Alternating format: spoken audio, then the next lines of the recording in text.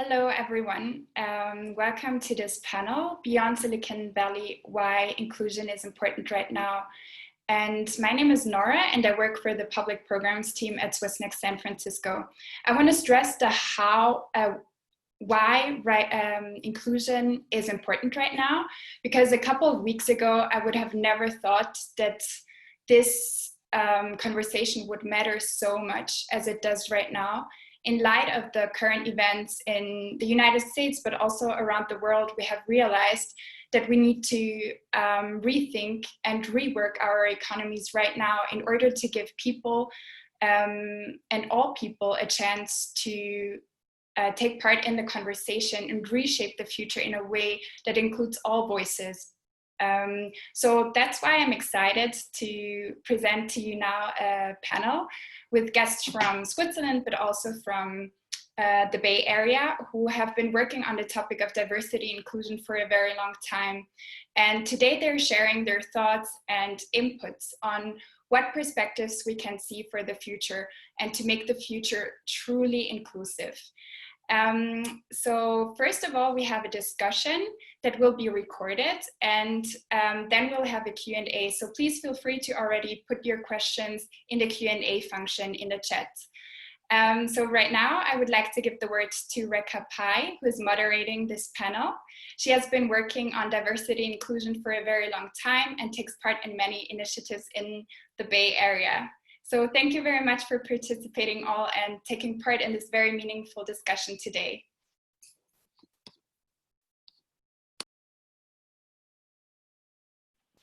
Thank you, Nora. Good morning, everyone, or good evening to you, depending on where you're joining us from. My name is Rekha Pai Kamat. It's a pleasure to moderate this panel. Thank you to Swissnex and Nora and her team for bringing us together. Okay, as you can see already, maybe from the bios that Swissnex posted on their website, we have a StarCast panel here representing both Europe and the US, with panelists doing critical work with diverse and minority communities. We have Petra Eman from We Shape Tech. We have Ana Maria Angarita and Valentina from Capacity in Switzerland. We have Ash Coleman from Credit Karma.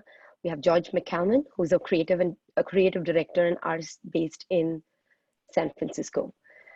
So let's get started with something fun and personal. Maybe fun to introduce yourself and share a picture or a thought, that's what we thought, that's meaningful to you with respect to diversity and inclusion. So I'm going to get started first and share something, a picture that for me, it's actually a plaque on my table, but it's also a picture that I'd love to share with you, which is really meaningful to me. This is a plaque on my table, and it's a picture of 8 women, 3 of us tech women mentors. That's me in the power pose, and that's Erin Keeley and Sandra Chen were 3 US mentors in a program called Tech Women, which is a State Department funded program sponsored. It's a fully sponsored State Department program, 5 weeks of professional mentoring exchange in the Silicon Valley, which brings together 100 women in tech leaders from 20 different countries to the US.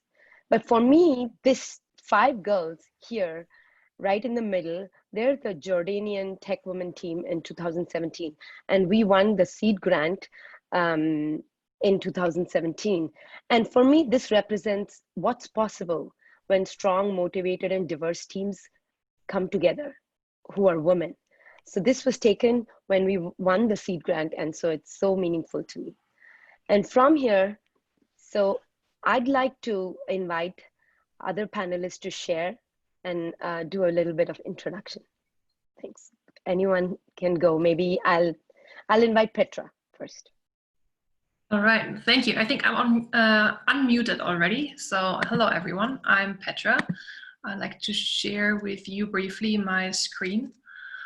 So what that represents, do you see the Amazon?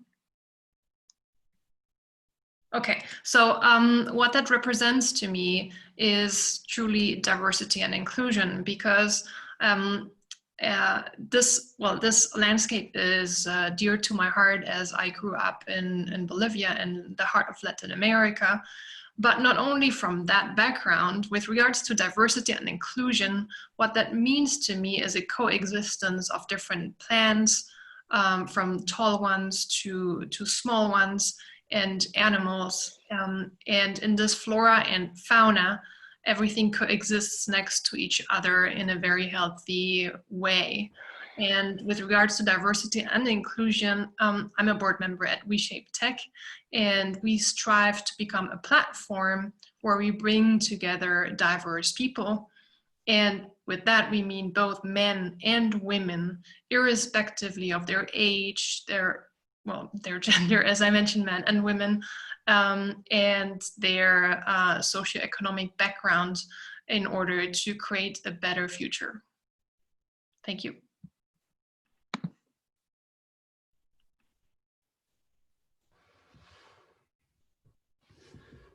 I'll go next. So my name is Ash Coleman. I work at Credit Karma. I'm the head of diversity and inclusion here in the Bay Area.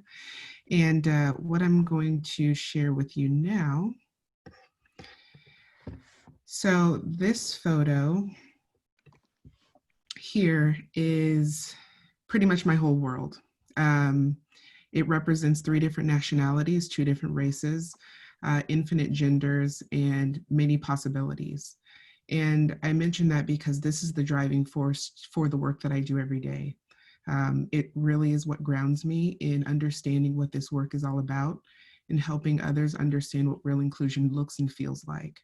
And if I wasn't able to live and breathe this experience every day, I feel like my experience in being able to take it to the world would be very different. And so I have my partner and my child to thank for really being the embodiment of what diversity and inclusion feel like. I can go next. Well, hello everybody. My name is Ana Maria, and I am participating today with my co-founder Valentina. I'd just like to take a few seconds of our time to tell you a little bit more about who we are, so that you understand why we're here today. Well, Valentina and I, we both come from Colombia, and we both lived in the US for quite some time, just opposite coasts. And my family and I sought asylum there, and Valentina and her family were economic migrants. So Valentina and I shared similar journeys and passion for topics around migration, diversity and inclusion, of course. And we only met in Switzerland, and despite all the wonderful experiences and opportunities we've had here, we did struggle to enter the Swiss market.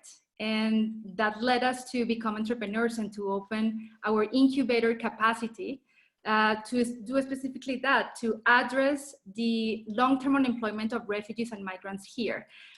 So now the picture that I would like to share with you is from actually two of our final events. These are 2 groups, our group of entrepreneurs from 2018 and 2019. And what we love, one of the things we love so much about this picture is the colorfulness of it. And what we see here is a celebration of cultures and human potential. And every time I see this, for me, is every story adds a wonderful and impactful group of voices. I'll pass the word to Valentina to share her thoughts here. Thank you, Anna. It is a true privilege to be here with all of you today, and not only to be here today, but also to be able to do what we do for a living in daily basis. I think that we've crafted that for ourselves out of necessity, and it's turned into a huge passion that translates not only across geographies, but also across cultural backgrounds, religions, nationalities, genders, sexual orientations. And that is why we're incredibly passionate about the work we do. As you see, this photo represents a multiplicity of backgrounds, and not only salient identities that you can see the differences physically, but also the identities that we want to express ourselves, the identities that we want to show to the world. And as we've always said, in regards to diversity and inclusion, there cannot be integration without inclusion. This is a two-way street and a multiple-way street where everyone has to work hard to make it happen, specifically to achieve radical inclusion. So we are incredibly happy to be here today and to be able to learn from our co-panelists and from the wonderful group that is joining us as well as the audience. Thank you.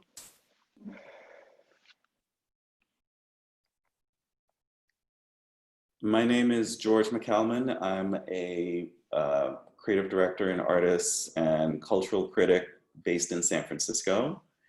I run a design studio by the name of Mcelveen Co. And, you know, before I even get to my photo, you know, kind of stating the obvious, this has been a really intense, really emotional, really disorienting few weeks. And, you know, if we'd had this conversation a few weeks ago, I think I would have been in a really different place. And so I have to honor very much where I am, which is it's a very emotional time. And I'm sitting here very emotional about all of the things. And I'm not going to just have an academic conversation with everyone. I'm also having a very emotive, emotional, lived-in experience. And so this panel is a continuation of all of the conversations I'm having on a daily basis. So this is really, there's no distinction for me in sitting on this panel versus what the rest of my life is looking like. And so what I would like to share is I visited a museum called the Legacy Museum that opened 2 years ago.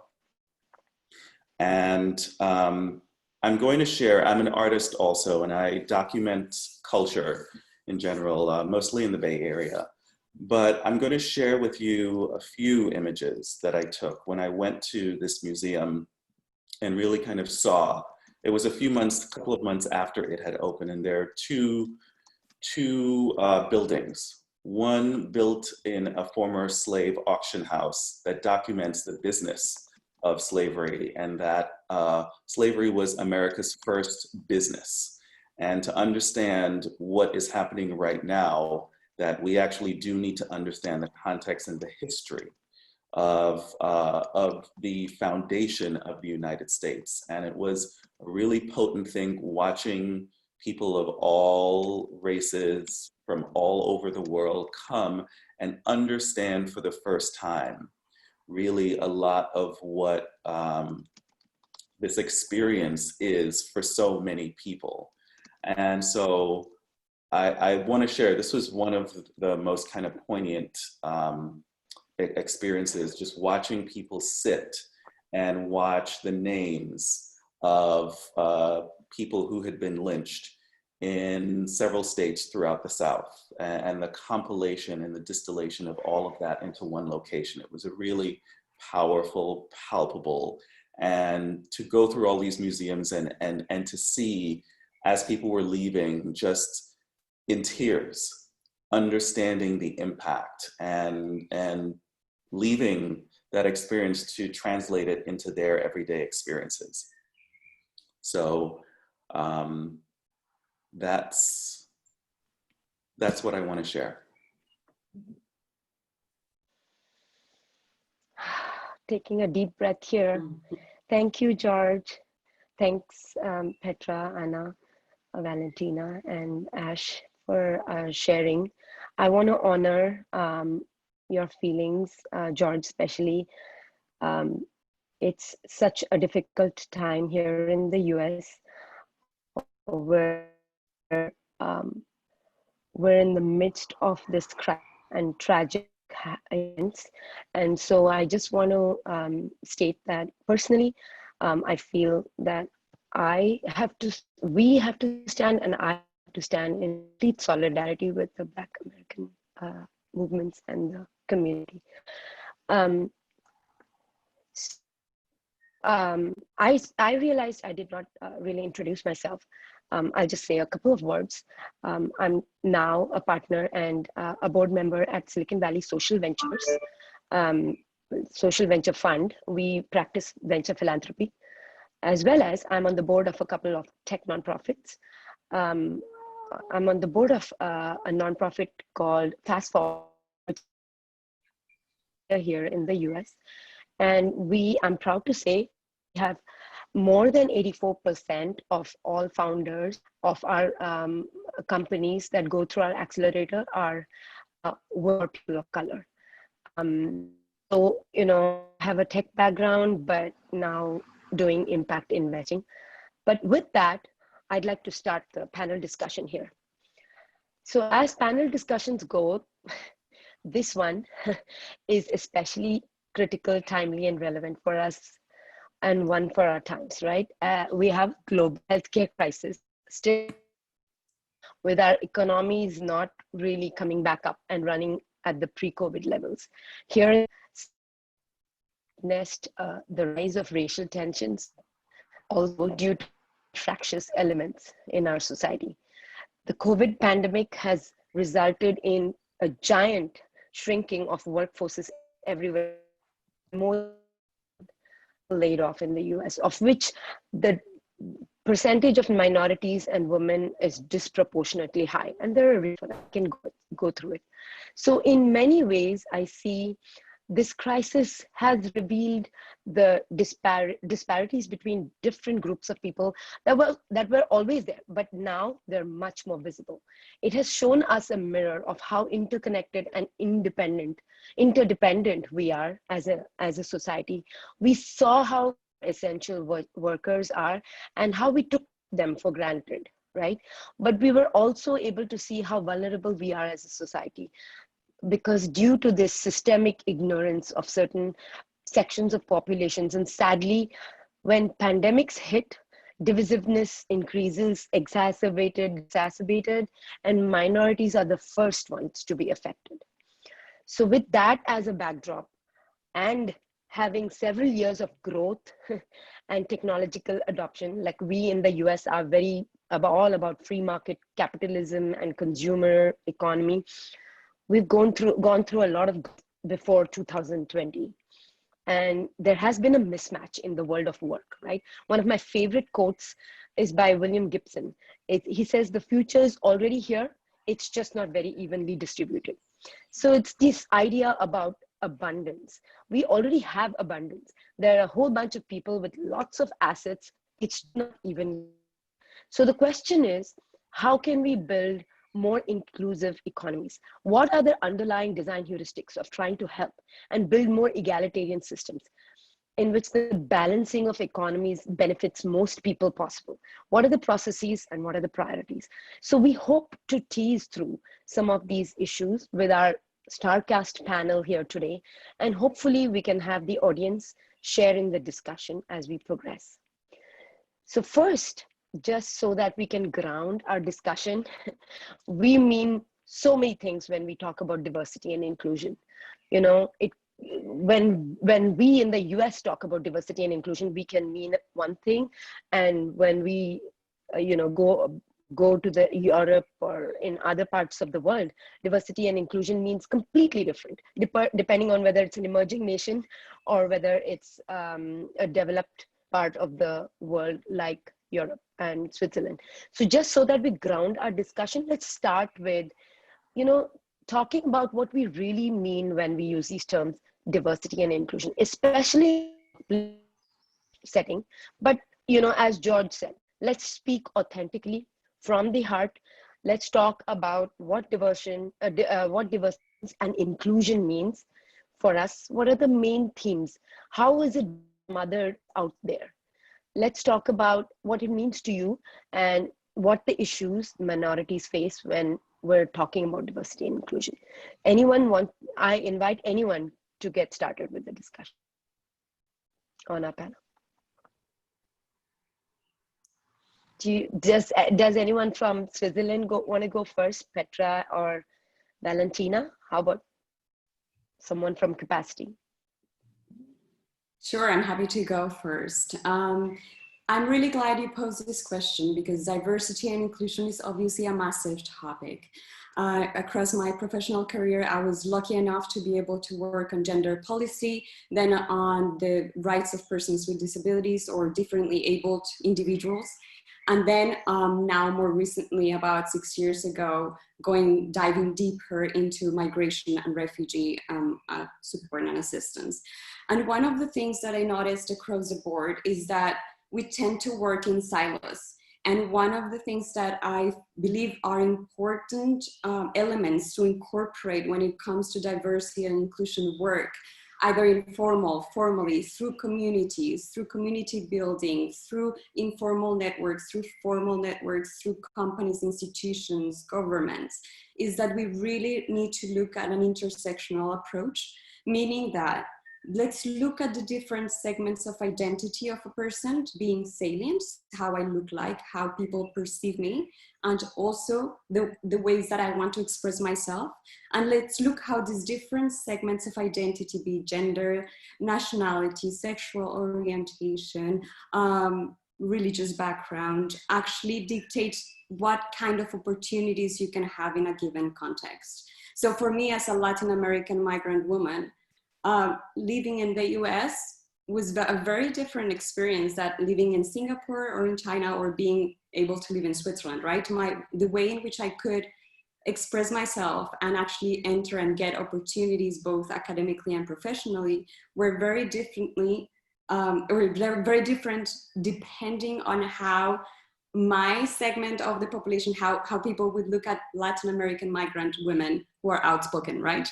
And depending on that, I would have a different number of opportunities and I would have to be a lot more resourceful in some areas and a lot less in some others. So I would have certain privileges in certain areas and locations geographically, depending on how exotic you would be, unfortunately, or how different you would be. So I think it's very important to start this conversation by acknowledging that it is important to take into consideration the needs of the different communities, and these needs are always going to be different, not only, or are going to differ not only from the individual, but also from the community. So really to actually ask the communities that you're serving, if you want to diversify your company or your organization, to really go and talk to take an entrepreneurial approach, right?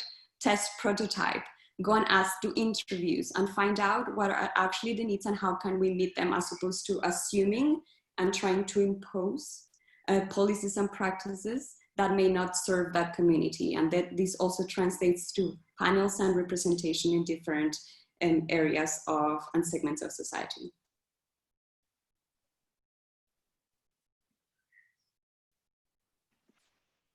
Does anyone from the US want to respond to what diversity means to you? I'd be curious.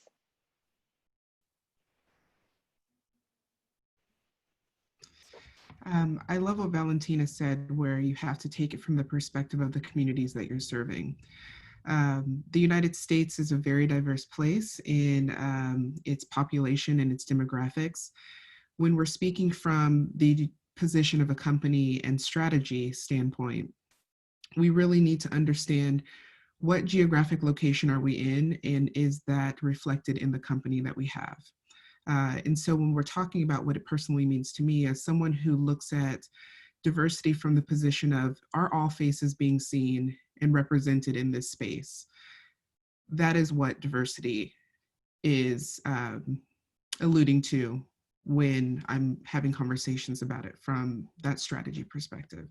When I'm in my San Francisco office versus my Charlotte office, similarly, there's going to be a different definition, but the ultimate reality is that all faces are being seen, respected, and represented, and the inclusion part is whether they want to and can stay.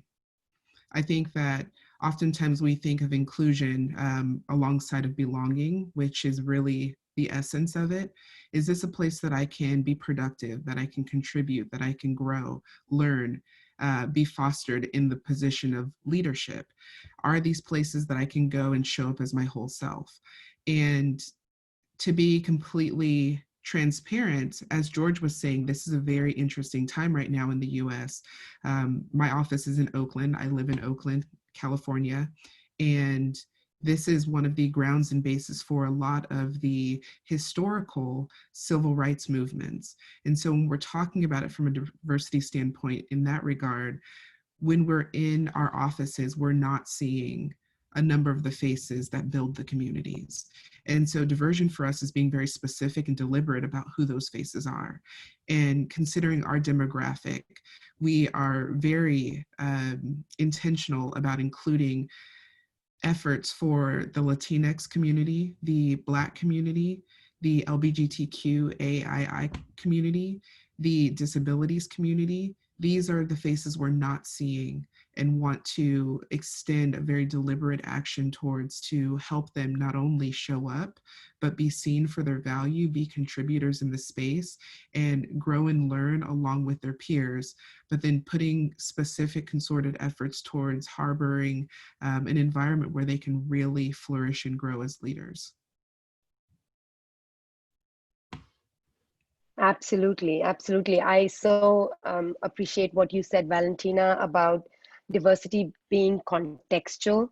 And Ash, what you said totally rings true to me about diversity and inclusion, the whole inclusion and belonging part being important, because the way I see diversity is the what, and the inclusion and belonging is the how. So the how and the, how are we going to make people feel included and feel belonged in our society is so important. So moving on, I'd like to ask the panelists a question about what's being done right now. Like, how are we tackling issues of diversity and inclusion in our workplaces? Like, what are your organization doing to address these issues? And are there best practices that you can share, or maybe stories of success that you can share, which the audiences can learn from? If you want to talk about what lessons you've learned through the process, that would be great. So I invite anybody who has not, talked in the discussion, maybe Petra, if you could start, or George, either one. I want to kind of thread your last question into this one Okay. a little bit. One of the things that I find interesting about these kinds of conversations is that, a lot of this language has been really kind of dominant in how the tech industry has talked. That's really where a lot of these conversations have kind of codified. And the idea of diversity and inclusion has always been a misnomer to me. It hasn't really kind of addressed the specificity of it, but also the complexity of it. I agree with everything that has been said. It really is a contextual issue, and what is meaningful in a conversation in Charlotte is not the same thing that's meaningful in a conversation in Zurich. And so the idea of it being relegated, it's been discussed too often as an academic exercise.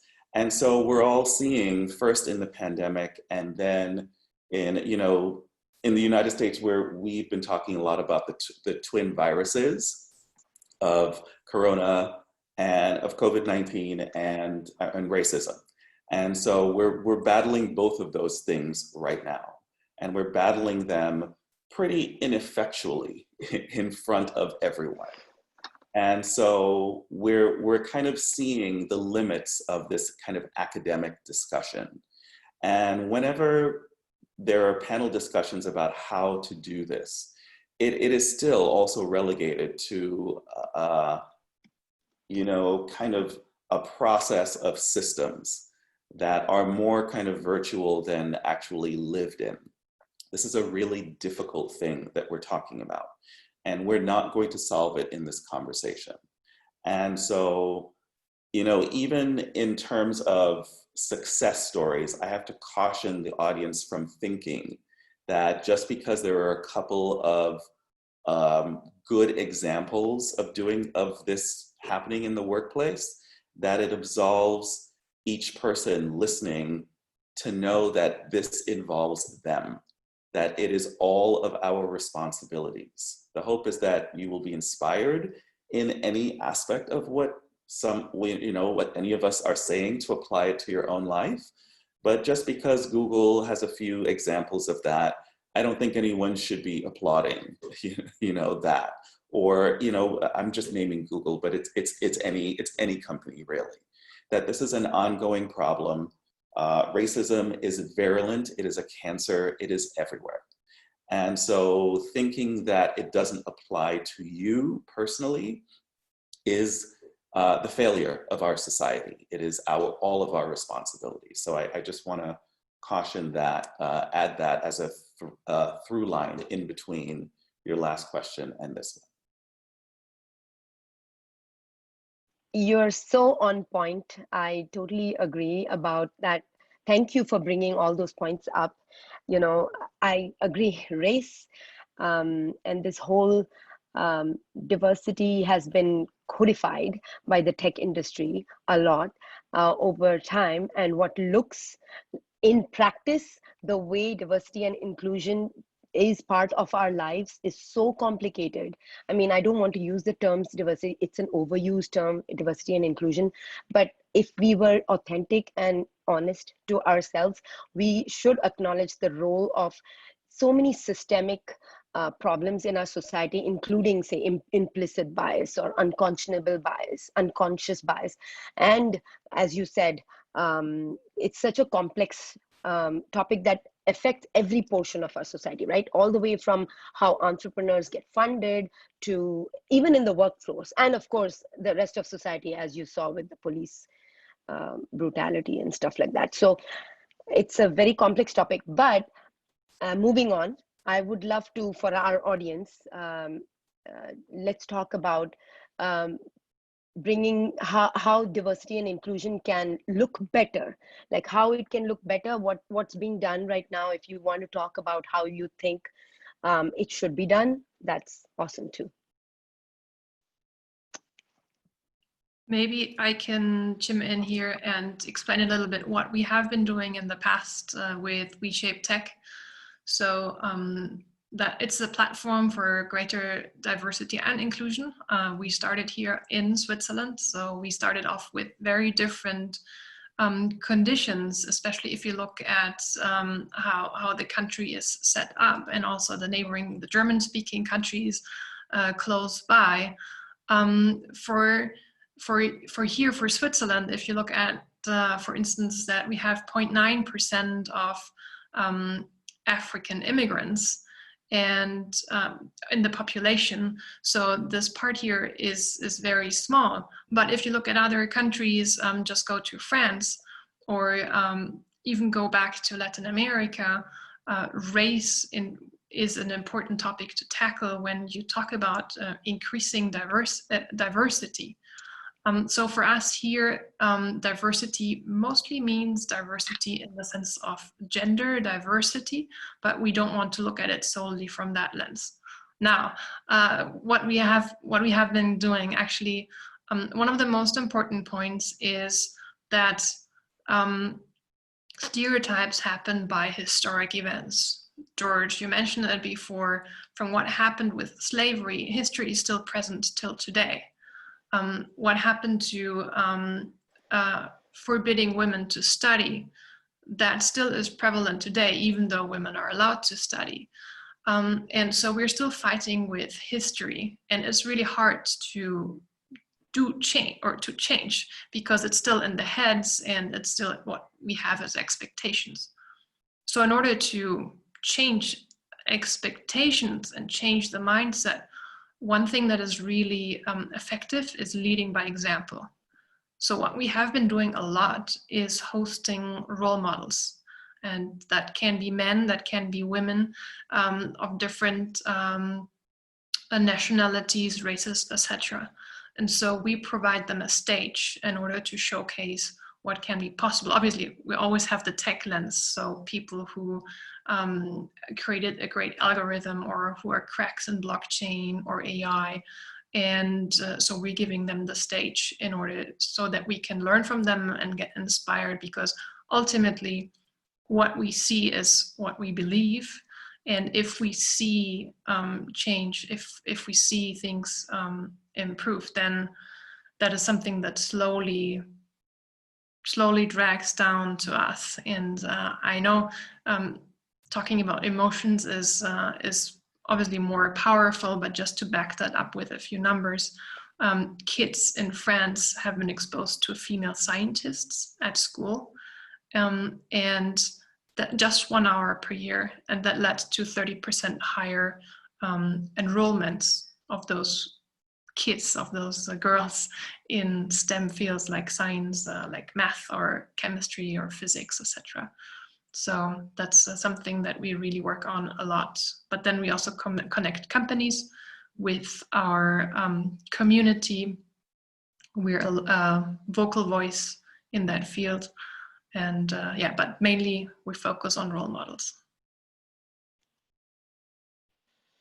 I just want to chime in the audience poll, the result of one of the audience poll to will diversity play a bigger role amongst our audience. 80% of the audience feels that diversity will play a bigger role in corporate environments after global health. So that's a huge percentage, I feel. And so that's why this conversation is relevant right now. And so please share more about what you're doing. Yeah, I would like to share what we're doing in Capacity, also from Switzerland. And I would like to build on what Petra was saying about how you are linking companies with communities. Something that we've been doing is we offer volunteering to companies. And this is an opportunity for them to get to know communities or interact with communities or networks that wouldn't typically meet. And so it is an opportunity for them to, well, from our perspective, from entrepreneurship, it is an opportunity for volunteers to support the development of projects of our participants who all come from migrant and refugee backgrounds. And this is also an opportunity for them to change attitudes towards migration, and also interact and it's an opportunity for them to get to know them better. And what we've seen is that this leads to more employment opportunities for refugees, because also on the other side from companies, they many of the stereotypes and that they come and not necessarily, I mean, they don't mean bad with that, but it's just those intrinsic prejudices that perhaps we come with.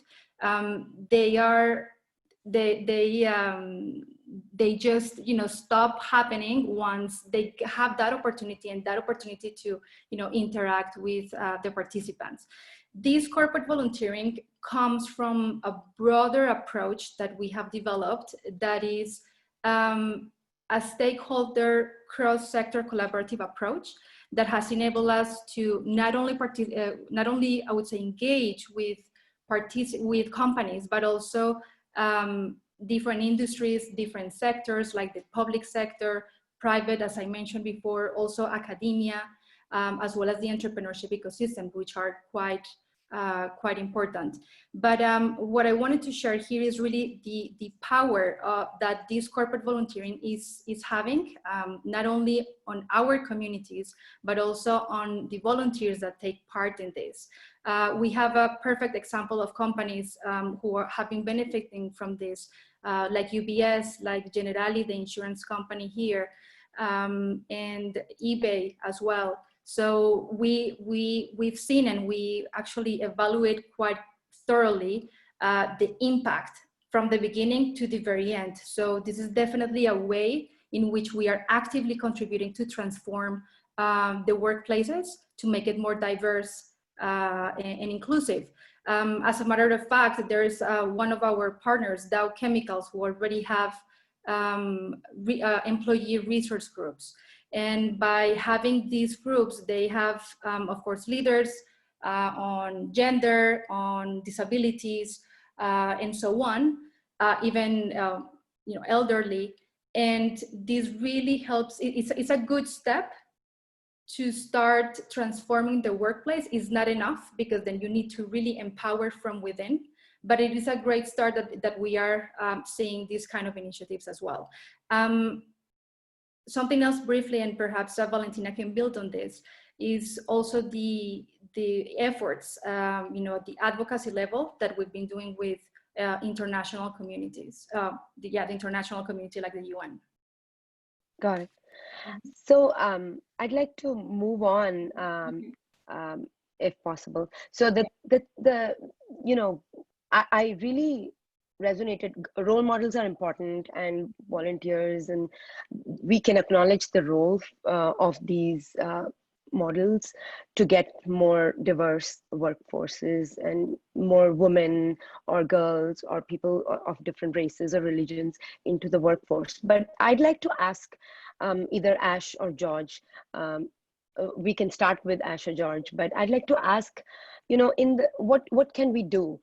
How can we, in the light of COVID, what do you see as a big risk to how this situation can go south from here, right? What are the big risks to diversity, inclusion, and belonging? First, obviously, we see a lot of minorities and women and disproportionately impacted, but even otherwise, like, what are the risks, first of all, issues that you see, and what do you think are some of the solutions that we can hope to achieve? Like, how can we design, redesign workplaces? What can we do different to have more, be more inclusive, have more people of color or LGBTQ in the places that we work, encourage, empower their businesses, empower entrepreneurship? What can we do in society even? I'd invite either Ash or George to chime in. Yeah. Sure. And I would 100% want to hear George as well as the other panelists on this question. One thing that is a real reality here is that the conversation about diversity has been sheltered too long within the workplaces. It's been kept away from everyone who's involved in this solution, which is diversity is everyone's job. And I know that that's been said on the panel already. During this time, it would be very ignorant of organizations to continue in the narrative that this is a sole department's problem or just a factor of the numbers, because it's not. This is a factor of humans and history. And we need to extend an effort of unlearning throughout the organization to help. I think Petra said that this is about history. It really is. The seams of history have laid the fabric down around supremacy for so long that now we're in a position where we no longer will stand for it. And the ignorance of organizations at this time is really not paying attention to the fact that we need to rebuild these systems. This isn't about applying small fixes and band-aids. This is about tearing things down and saying this system just doesn't work for a majority of the diversity that we would like to see. And so in order for us to make adequate change, we need to rethink altogether how our systems are built. And COVID is an amazing opportunity for this. And I say this very gingerly because I'm not saying a pandemic is an opportunity. But what I'm saying is we would be very remiss to lose the opportunity of sitting in our homes by ourselves, really considering the self-work that we can do to unstitch the seams of history that have gotten us into this place in the first place. It's a lot of time by yourself, which in some cases can be dangerous. I know when I'm left to myself, all of a sudden there's baked goods in my kitchen and the house is speck clean. It's beautiful. But to be honest, it's also a time for me to read. It's a time for me to self-reflect. It's a time for me to really understand what portion of the problem am I going to be able to solve. The reality about diversity is it's so many lanes that to sit there and think that it's one individual lane that's going to push us forward to progress is insane. We've been doing that for too long to be able to say that there's been adequate process, that it's the solution. All of us really need to reflect and think on what part am I going to play in this equation? What do I know that's potential problems? What are my biases and how am I unlearning them and becoming aware of this this problem in the way that they reflect in my role and the impact level that I have in my organization. And organizations need to create a better dialogue around folks who are dealing with these internal issues around their biases that are reflected in the work that they're doing. It shouldn't be perceived as a problem wanting to change the racial demographics in your company. It should be seen as a plus, because diversity has always been seen and known to be a productive business move. Companies make money when they're more diverse. Totally. Absolutely. I hear what you're saying. And so, and George, I'm going to give you a chance to respond, or other panelists from Switzerland. But I just wanted to chime in and say implicit bias training, again, as you saw, it's looked at as a, I mean, it's great, but it's looked at as a band-aid to a problem that you want to solve. We don't see so much, we need to see diversity as more of a, you know, companies will prosper and benefit, in fact, return to the shareholders, or companies with diverse boards and leaderships obviously do much better than their counterparts. But in this whole equation, I feel like tech can be a big barrier as well. But if you have any thoughts on that, George, I'd love to hear them, but and other thoughts on how we can make it more inclusive. Well, I think one of the powerful and problematic aspects of this conversation is that the tech industry has co-opted this conversation. And Petra put it beautifully. It really stuck in my head when she said, we're fighting history. And we are currently fighting history. You know, the tech industry has basically created a model that companies have adopted about creating a department who is their internal watchdog around this issue. And I think it was a great start when companies first started doing it years ago, but that it has become the Band-Aid, and it's become the way it's discussed, and it's become the way that we all talk about solutions, is flawed. It's flawed engineering. It's flawed human engineering. And the conversation and the way that this is addressed has not evolved. You know, that tech companies have diversity departments is wonderful, but it is every department's problem. And that there is a bifurcation around this issue, that it's discussed over here while the rest of the company is discussed over here, is it's flawed. It doesn't work. And companies haven't really adjusted themselves to understanding that it permeates from the top down. It is not a department that is meant. And so it becomes the burden of whomever is running or in charge of or working with or working for that department to fix something that is not in the province of that department to fix. And whatever the complexities are within the department and the culture within the company, it's a strange mix, and it just ends up being, you know, frosting on a cake. And there's some companies that are better at addressing these kind of systemic changes than others, but on the whole, how the conversation happens is still flawed. And we're still kind of at the beginning stages of discussing how we can attend to this. And ultimately it's every department's problem. And every department should be looking at it along with the spreadsheet, along with their production list, along with their goals. It should be an active part of every conversation in every company at all times.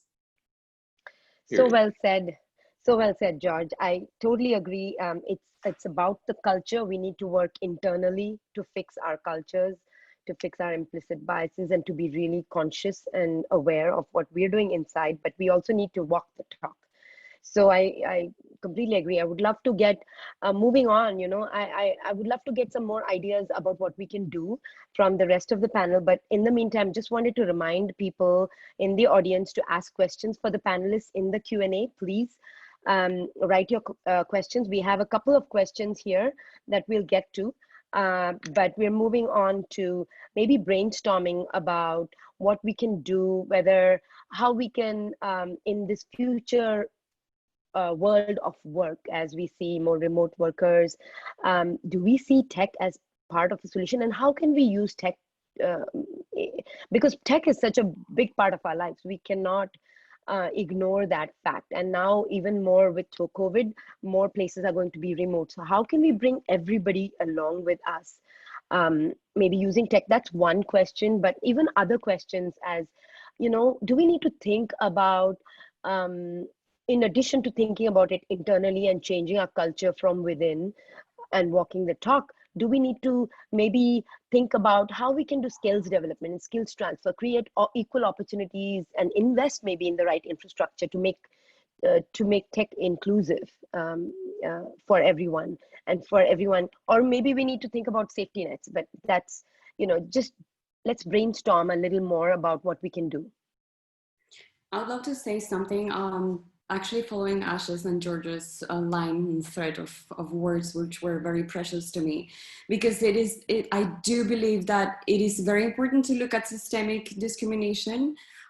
It's very important to look at how talent pipelines are distributed, how you look at, if you analyze talent pipelines from companies, institutions, governmental institutions, you will realize very soon who's at the top and who's at the bottom, right? So that's a very easy systemic way to look at it, but then how do we actually go from there to disrupt it? And I would love to take this example of that it actually took a pandemic, and as you say, Ash, is not to look at it as an opportunity to know that many people are suffering, but actually to see that, for instance, Germany, it took a pandemic for Germany to use their migrant and refugee workforce, people who were coming from the regulated field of medicine, to use them into their workforce as medical aid for the pandemic, and to use their potential and their hard-earned skills to be able to happen, right? So it's like, how are we, what's the threshold that we need to get to before we actually look at people's potential and actually deconstruct this potential and put it to use? And I just really wanted to emphasize that, because I think it's incredibly important, and the work we do is specifically realizing that the majority, there's as with every segment of identity, the talk about migration, migrants are, stealing our jobs, but really the true reality is that it's very, very difficult to enter the labor market, especially for third nationals or people that do not have the priority and that come from regulated fields, right? And how are we actually incorporating all the talent that is coming from outside to use it? And how are we actually reinventing systems that are, as you said, Ash and George, are actually not working? If in Switzerland you still have to put a photo and all your personal details on a CV, how is that gonna ever disrupt history, right? How is that ever gonna make people change automatically their internal bias system, right? So I think it really goes beyond bias, beyond, role models are great, but also how can I relate to that role model, right? Like, if I'm here, what are the steps that I'm ever gonna be able to make it there? As George said, sometimes there are outliers, right? Are one representation of like how many of us actually can make it there, right? So it's very important, but more importantly is the steps that need to take, and it's different for everyone, but how can we actually go around? One of the things that we do is that our entrepreneurs are entrepreneurs by necessity, because the majority of them don't want to be entrepreneurs. This was the last resort, to enter the labor market, to be able to use their skills. And if you don't make it there, and you don't use or find alternative ways of income generation, not to depend on social welfare, and then be put into a box that, migrants or persons of colors are the ones that are actually taking advantage of the system, right? And how are we actually using this and our alternative ways and creative ways? George, you're in the creative fields. Petra, you as well, in many ways. Ash, how are we, Anna Maria, finding these alternative ways, absolutely different systems, leadership models that actually challenge the current status quo.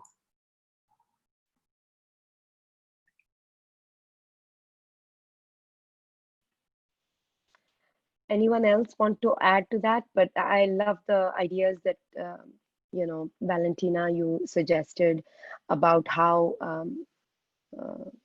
we can really challenge the status quo and bring about different models of making sure that diverse voices are heard. But Ash or George or I just anyone want to else? say, well said. It's really funny how the pandemic expedited a number of systems that for some reason had hiccups. And it shows what can be done when there's real need, but the reality is there's always been the need. The pandemic has just shown very specifically that we cannot stand for delay any longer.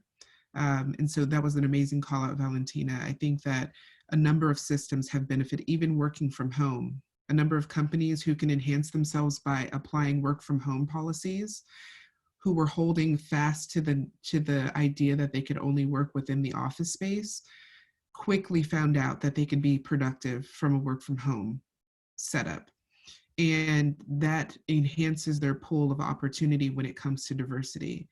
Women, people of color, Black folks, they work in spaces outside of areas of which they're not comfortable with living in. And so we have to remember that if we want a broader net, then we have to be open to these opportunities. So that was an amazing call out. I thought it was important for us to really emphasize how fast we found solutions to the things that were very slow to fix themselves before. Totally. Pandemic has the promise and possibilities of unlocking equity for more folks, especially women. But I've heard this, you know, when we talk about working from home, it's not so equal, right? People not necessarily have good home environments where they can log in from home. This disproportionately affects women and who are taking care of kids maybe, or who are primarily responsible for kids at home. And maybe we can talk about what companies can do about that if we really look internally and really want to be inclusive about women and families working from home. People with families are disproportionately affected by this whole thing. So, George? Yes, I want to say piggyback onto what Ash has been saying directly and Valentina spoke to indirectly, which is that human beings are really clever. We're actually really smart under pressure. The Black community is an example of a community that has been very, very clever under pressure.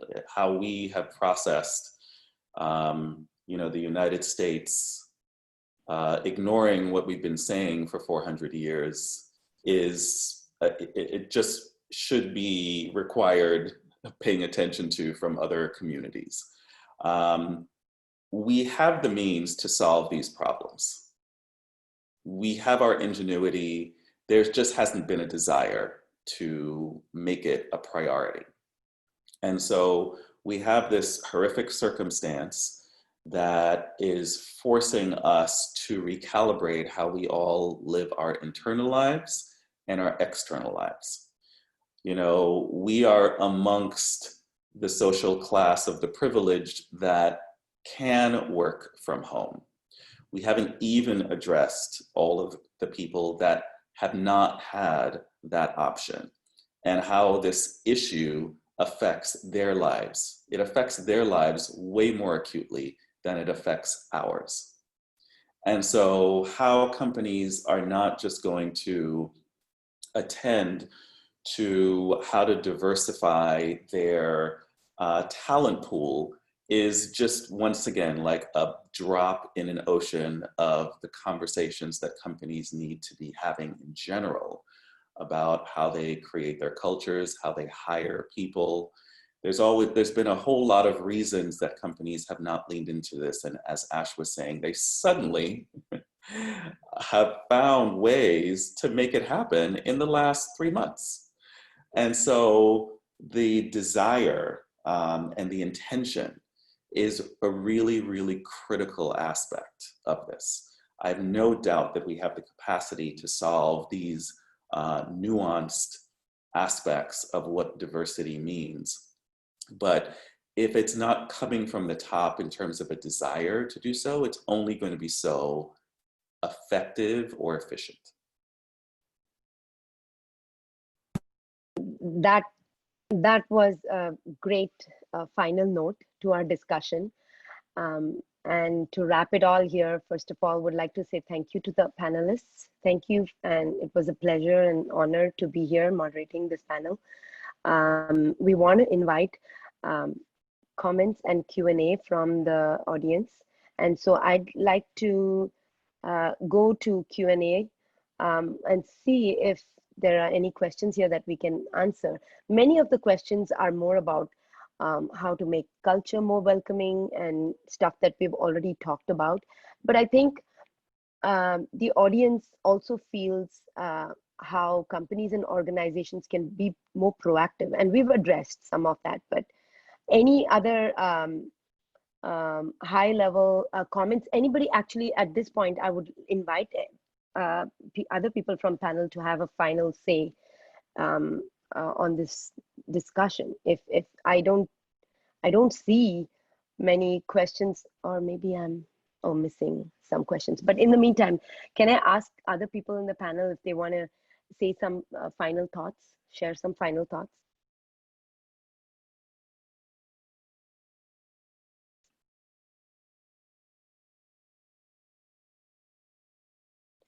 Because many of the questions, Yeah, maybe one thing, George, you mentioned the word watchdog for diversity, and I think this is an extremely important and powerful word, because if you have that, then obviously diversity will backlash because people don't like to be watched.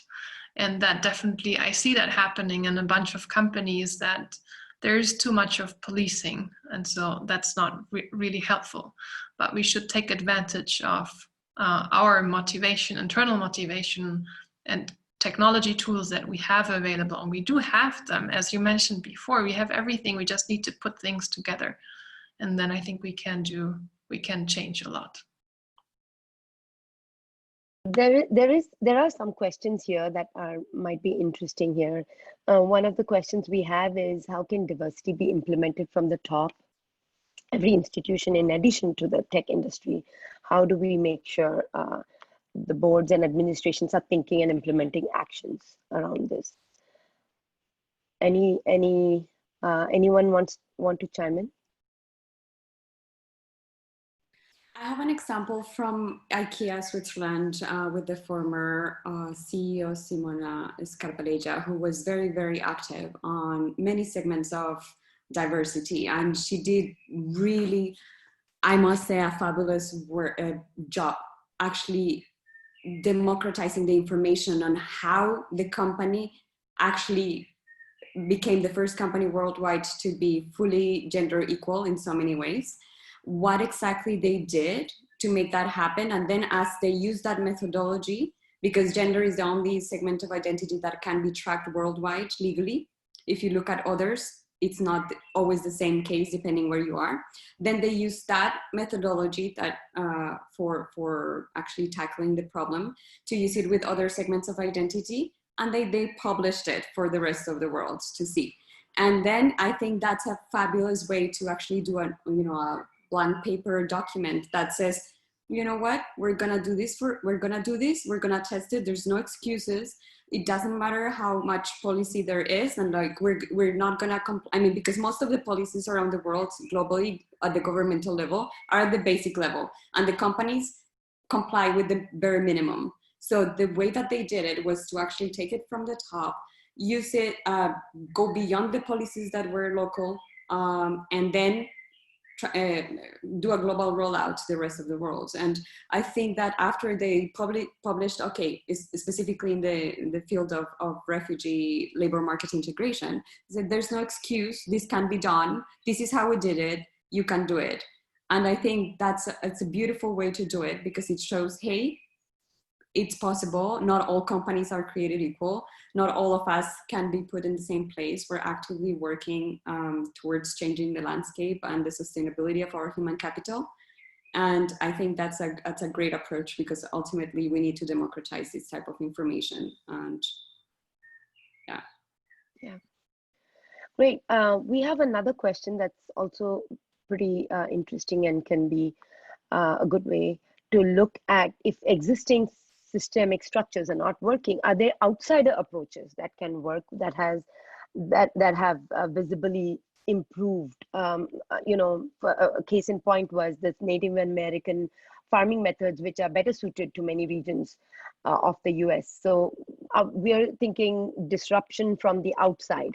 Can we maybe think about what we can do from outside our systems already? Like if there is anything that we can do from outside these systems, the existing systems that we have? Anyone? I will speak more personally about this. I'm the only person on the panel not affiliated directly with a company outside of my own. And the language that I've been using for years, and that I've been using a lot in the last few weeks, is personal accountability and responsibility. There seems to be an awakening that we're watching in real time of a majority of Americans just acknowledging that this is a problem and that this has been going on under their noses the whole time. And the idea of being aware of it, where you are embodying an awareness of it on a daily basis, where you're having conversations with other people about it, that you're having conversations with your family about it, that the conversations are uncomfortable, they're supposed to be uncomfortable, and you're engaged in them in a daily base, on a daily basis, is my response to that. That's how you tackle it from the outside. That's how you create systems in your own life.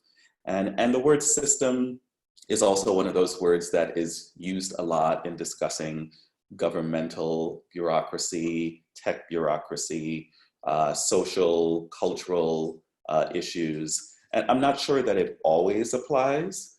I prefer the word responsibility. That's a personal word of mine. You know, what are all of our responsibilities as human beings to each other? That's, I think, a more accurate way of looking at it. American culture has gotten this far by not making it clear that we're supposed to take care of each other. And this has kind of blown up in our faces. And it's now on naked display to the world. And so understanding that we actually do have a responsibility to each other, and if everyone understands that, then conversations can happen more readily around all of these issues at different tiers. Yeah. Anyone else? But I want to, another question in the same thread is about implicit bias. I think this is the question about implicit bias. How do we entangle external racial and gender biases from class and cultural biases, which don't match with workplace existing culture? You know, what can we do to reduce the implicit bias that's in our culture and prioritize that, is another related question. Anyone wants to take that?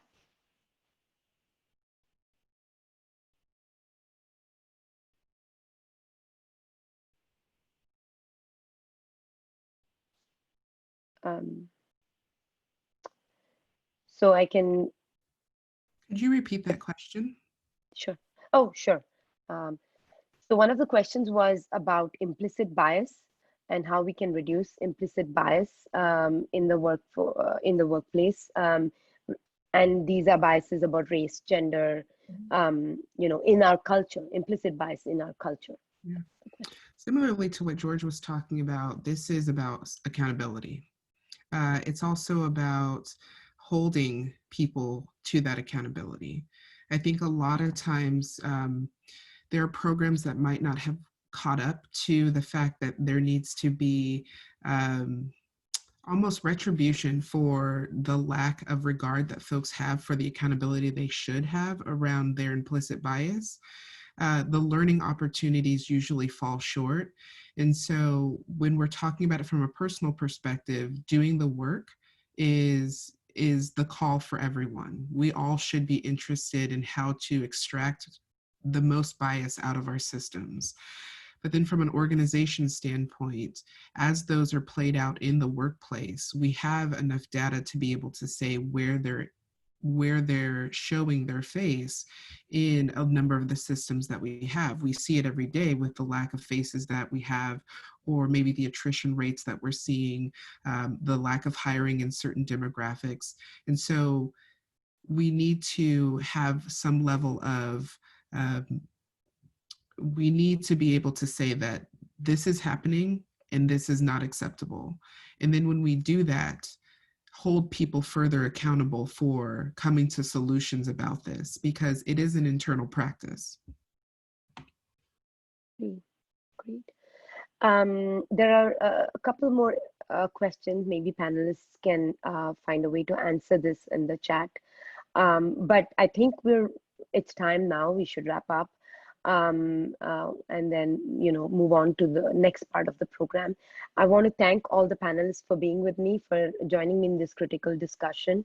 Really honored to be here, and I encourage everyone to continue the discussion and participate amongst each other in conversations that are that can improve the culture and of being inclusive in our workplaces and our societies. Thank you. Nora? Thanks again for everyone who was here today and took part in the conversation, and also for the fantastic questions of the people who are watching this today. I'm glad that we can have these conversation, and I think also for me being from Switzerland, which is maybe not the most diverse country when people think about Switzerland, I think it's important to also look inwards at this moment in time when we, instead of just watching towards America. So I think we all need to think what we personally can do to make this a space for everyone and create a future where everyone is heard. Thank you so much.